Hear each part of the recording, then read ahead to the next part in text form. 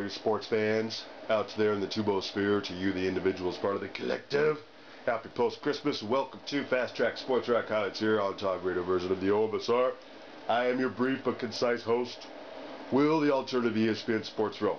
Talking briefly and concisely, sports science's opinion of the best sporting plays of the year, given all of the metrics that they use to measure the angular velocity, the degrees per second, and a bunch of cool stuff, and all kinds of sports. Now, this is just their opinion of things. That's what's coming up. Always do a show to let you know the clip order coming up and the whys and wherefores. Why? My sponsor is the DMCA, the Digital Millennium Copyright Act. It covers a fair use standard, minimal use, and derivatives. So all the video highlights courtesy to the lead Dr. John Breckus, who's the host of that. Very cool show. It's not necessarily repeated on all the ESPN networks. That's why I choose to try to break it down for you. So, ESPN, sports science, and everything else over this way to the OMSR. Alright, so this will be broken down in, I think 4 parts. It was a half-hour special, but, the wherefores is the whys and the wherefores is due to the aforementioned, if you prefer, sponsor being the DMCA. So you can't take necessarily too much from any one sporting event and throw it up on your channel as is. It's just not a good idea. Alright, so here's looking for final week of the year. Hope everything's working out for you and yours. Thanks for watching. Just reminding you, as New Year's is coming up, those silly DUIs while you're out there. A lot of people going to be spending New Year's Day in jail. I'm saying this for years to all y'all out there. So no silly DUIs from OMSR watchers, please. Alright, roll clips. In this special edition of ESPN Sports Science, we're looking back at the top plays of the year, the ridiculous throws, and the stunning catches, upsets, to smackdowns. We'll break down the biomechanics of the unbelievable, the geometry of the unimaginable, and the physics of the you gotta be kidding me. I'm John Breckus, and these are the ESPN Sports Science Plays of the Year. 2013 was an awesome year in sports. The Ravens won the Super Bowl, and a Red Sox World Series win helped to keep Boston strong. Jimmy Johnson won his 6th Sprint Cup title, and the Blackhawks drank from the Stanley Cup. The Miami Heat took their 2nd title in a row, as did Alabama. And in fact, late in the year, the Crimson Tide had a shot at a 3rd consecutive BCS championship until they wound up on the losing end of one of the most improbable finishes in NCAA history. With 1 second left on the clock in the annual Iron Bowl, Auburn's Chris Davis returned a missed field goal 109 yards for a touchdown to take down top-ranked Alabama. Davis fields the short kick less than a yard from the end line. And by the time he crosses the 10, based on speed and pursuit angle calculations, 4 Alabama defenders are already out of the play. Davis covers the next 10 yards in 1.2 seconds, and another 3 players are out of the equation. That leaves 4 defenders remaining who still have a shot, but the kicker, Adam Griffith, gets taken out with a clean block.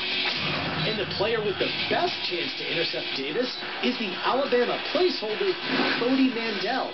But he runs into linebacker Adrian Hubbard, forcing him to change his pursuit angle by more than 10 degrees and delaying him by roughly half a second. Even at only 10 miles an hour, a delay of half a second equates to 7 feet. This would have been more than enough to reach Davis and knock him out of bounds, or at least force him to change direction. But that delay means that Mandel can barely get a finger on the tight-roping Davis. And in fact, before he even reaches the original line of scrimmage, the 47-yard line, Davis is home free. To give you an idea of how rare this play is in the NCAA, a missed field goal has been returned 100 yards for a TD only 4 times in almost 50 years. And it certainly has never happened with 1 second left on the clock in a rivalry that dates back to the original Alabama-Auburn game in 1893, that is. Now, in 1893, the sport of basketball was all of 2 years old, and James Naismith's original 13 rules made no mention of a three-point arc. But 120 years later, the Miami Heat was saved by a three-pointer in the finals against San Antonio. Down 3-2 and seconds away from losing the 6th and deciding game, Miami's Ray Allen drained a clutch three to send the game into overtime. Allen was backpedaling when he received Chris Bosh's outlet pass, which meant he had to transfer his backward momentum to a vertical launch. He does this without his heels ever touching the floor. Allen normally catches and releases a three-pointer in an average of 73/100ths of a second. But because of the backpedal, it takes him an extra 1/10 of a second to get off this shot. And this tiny alteration of his normal flow might have been enough to also change his release. ESPN SPORTS SCIENCE analysis has revealed that Allen typically launches three-pointers at an angle close to the optimal 48 degrees. But this shot left his hand at a flatter angle of roughly 40 degrees, which effectively reduces the area the ball can pass through the hoop. And from roughly 4 inches outside the three-point line, if his lateral aim is off by even 1 degree left or right, the ball hits the iron. At the point of release, that's a variance less than the width of a single cord on the net. Now, Ray Allen's career average for corner threes in a playoff series is a whopping 46.4%. Now, since he joined the NBA, that's nearly 9 percentage points higher than the league average. For our next top play, we'll move to Major League Baseball, where a young rookie named Yasiel Puig jump-started the Dodgers season with a succession of highlight reel moments. And one of his best was when he gunned down the Mets' Marlon Byrd at third. Just to get to the ball, Puig sprints roughly 115 feet, averaging nearly 20 miles per hour. And after fielding it, Puig is still more than 2/3 of a football field away from his target, while the base runner is just 60 feet from third. Like a javelin thrower, Puig approaches his throw at roughly 2/3 of his top speed. This is the most efficient velocity to utilize his forward momentum while still being able to maintain a proper technique.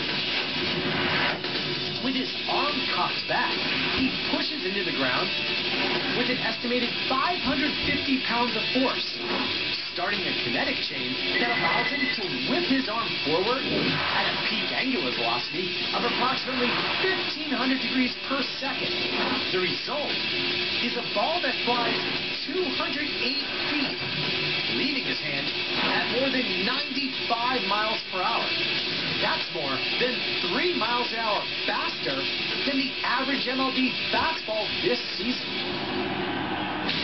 And Puig doesn't sacrifice any accuracy with his velocity. If he releases his throw just 2 degrees right or left, he misses his target by 7 feet. But his laser is spot on and beats the runner by 6/100ths of a second. Now, to put that accuracy in perspective, at the release point, 2 degrees translates to a variance smaller than the stitching on a baseball.